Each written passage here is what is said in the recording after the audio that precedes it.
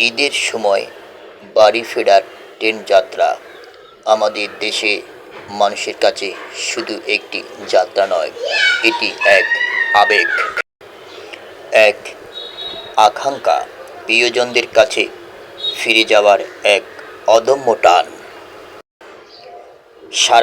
সারা বছর কাজের ব্যস্ততা, শহরের কোলাহল আর জীবনের কঠিন বাস্তবতার মাঝেও মানুষ এই সময়টার জন্য অপেক্ষা করে থাকে। কিন্তু এই আনন্দের যাত্রা অনেক সময় পরিণত হয় চরম ঝুঁকিপূর্ণ এক অভিজ্ঞতায়। বিশেষ করে যখন অতিরিক্ত ভিড়ের কারণে মানুষ ট্রেনের ভিতরে জায়গা না পেয়ে ছাদে উঠে বসে, দরজায় ঝুলে থাকে কিংবা বগির সংযোগস্থলে দাঁড়িয়ে যাত্রা করে, তখন সেই যাত্রা হয়ে ওঠে জীবনের জন্য এক বড় হুমকি। প্রতিটি বছরই আমরা খবরের কাগজ বা টেলিভিশনে দেখি ট্রেনের ছাদ থেকে পড়ে যাওয়া, ব্রিজের সাথে ধাক্কা লেগে মৃত্যু, কিংবা হঠাৎ ব্রিজে ঘষা লেগে ভারসাম্য হারিয়ে মারাত্মক দুর্ঘটনার শিকার হওয়ার দুর্ঘটনা অনেক হয়। এসব দুর্ঘটনার শুধু একটি জীবনের সমাপ্তি ঘটায় না, বরং একটি পরিবারের সমস্ত স্বপ্ন, আশা আর ভালোবাসাকেও মুহূর্তের ভেঙে চুরমার করে দেয়। ঈদের খুশি তখন রূপ নেয় শোকের মাতবে। ট্রেনের ছাদে ভ্রমণ কেন এত বিপজ্জনক, এটি বোঝা খুব কঠিন কিছু নয়। প্রথমত, ট্রেনের গতি অনেক বেশি থাকে, আর ছাদে বসে থাকা অবস্থা কোনো নিরাপত্তা ব্যবস্থা থাকে না। সামান্য একটি ধাক্কা বা ঝুঁকিপূর্ণ হলে ভারসাম্য হারিয়ে নিচে পড়ে যাওয়া সম্ভাবনা থাকে। দ্বিতীয়ত, পথে অনেক ব্রিজ, টানেল বা বৈদ্যুতিকের তার থাকে, সেগুলোর সাথে ধাক্কা লাগলে মারাত্মক দুর্ঘটনা ঘটতে পারে। তৃতীয়ত, আবহাওয়া প্রভাবে বৃষ্টি, ঝড় কিংবা তীব্র রোদ সবকিছুই যাত্রীদের জন্য অতিরিক্ত ঝুঁকি তৈরি করে। বাতাসে ভারসাম্য হারানো খুব সাধারণ ঘটনা। অনেকেই বলেন, কি করলে, ভেতর তো জায়গা নেই। কিন্তু একটু ভেবে দেখুন, কয়েকটি ঘন্টার দেরিতে পৌঁছানো হয়তো কষ্টের, কিন্তু জীবনের ঝুঁকি নিয়ে যাত্রা করা কোনোভাবেই গ্রহণযোগ্য নয়। পরিবার আপনার অপেক্ষায় আছে, তারা আপনাকে সুস্থ, নিরাপদ অবস্থায় ফিরে পেতে চায়, কোনো দুর্ঘটনার খবর নয়। এই সমস্যার সমাধান সচেতনতা সবচেয়ে বড় ভূমিকা রাখতে পারে। যাত্রীদের উচিত আগে থেকেই টিকিট সংগ্রহ করা, সম্ভব হলে বিকল্প পরিবহন ব্যবস্থা বিবেচনা করা এবং সবচেয়ে গুরুত্বপূর্ণ ঝুঁকিপূর্ণ যাত্রা থেকে নিজেকে বিরত রাখা। একই সাথে কর্তৃপক্ষেরও উচিত অতিরিক্ত ট্রেনে চালানো, নিরাপত্তা এবং জোরদার করা এবং ছাদে যাত্রী ওঠা কঠোরভাবে বন্ধ করা। ঈদ মানে আনন্দ, ঈদ মানে ভালোবাসা, ঈদ মানে পরিবারের সাথে হাসি খুশি সময় কাটানো। কিন্তু একটি ভুল সিদ্ধান্ত সেই আনন্দকে চিরতরে মুছে দিতে পারে। তাই আপনাদের সবার উচিত সচেতন হওয়া এবং অন্যদেরকেও সচেতন করা। মনে রাখবেন, একটি নিরাপদ যাত্রাই পারে একটি সুন্দর ঈদ উপহার দিতে। জীবন একটাই, এই জীবনের মূল্য অপরিসীম। তাই একটু ধৈর্য ধরুন, নিয়ম মেনে চলুন, নিরাপদ ভ্রমণ করুন। নিজের জন্য, নিজের পরিবারের জন্য নিরাপত্তাকেই দিন সর্বোচ্চ গুরুত্ব।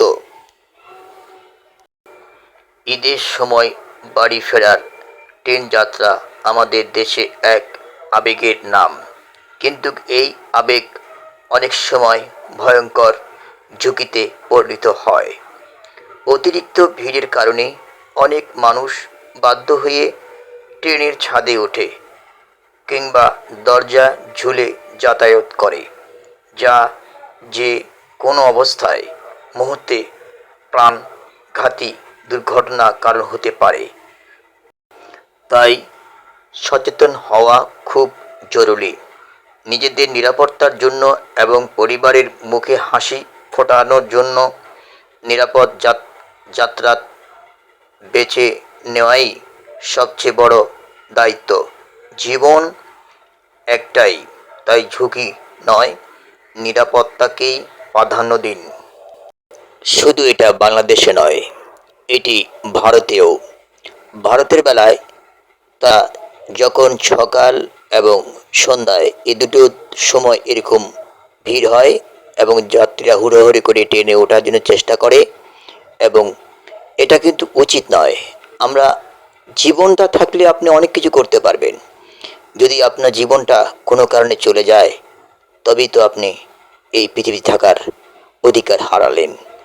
তাই বলছি ভাইরা, যে দেশে থাকুন না কেন, যারা ঝুঁকিপূর্ণ হিসেবে ট্রেনে যাতায়াত করেন, তাদের উদ্দেশ্যে বলছি, আপনারা সব সময় নিরাপদভাবে যাতায়াত করুন।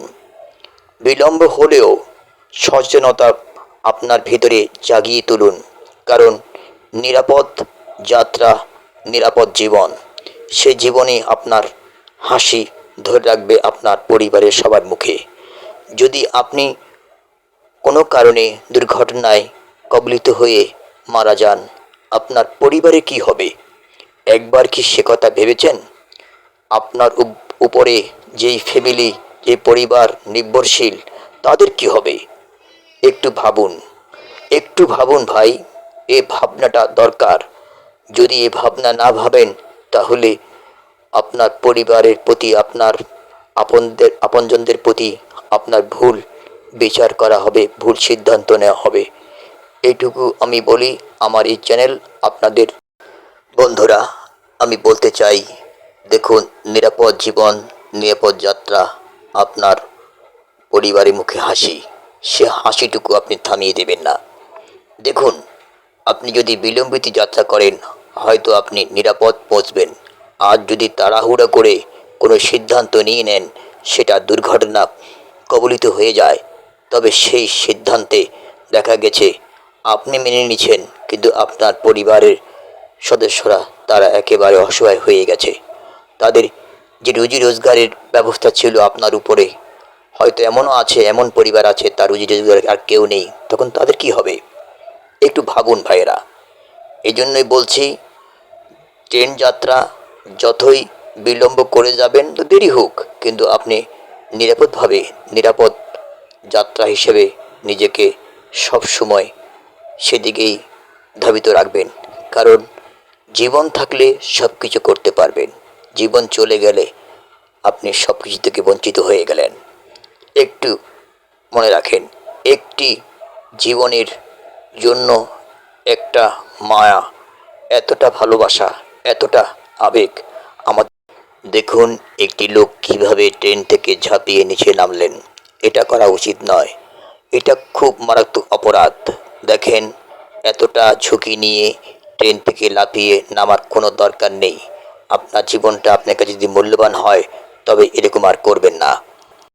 দর্শক বন্ধুরা, যদি এরকম আরও ভিডিও পেতে চান, তবে আমাদের চ্যানেলের সাথে থাকবেন, আমাদের চ্যানেলে সাবস্ক্রাইব করবেন, এবং কী ধরনের ভিডিও আপনারা পেতে চান আমাদেরকে জানাবেন। আমরা সে ধরনের ভিডিও আপনাদেরকে উপহার দেব।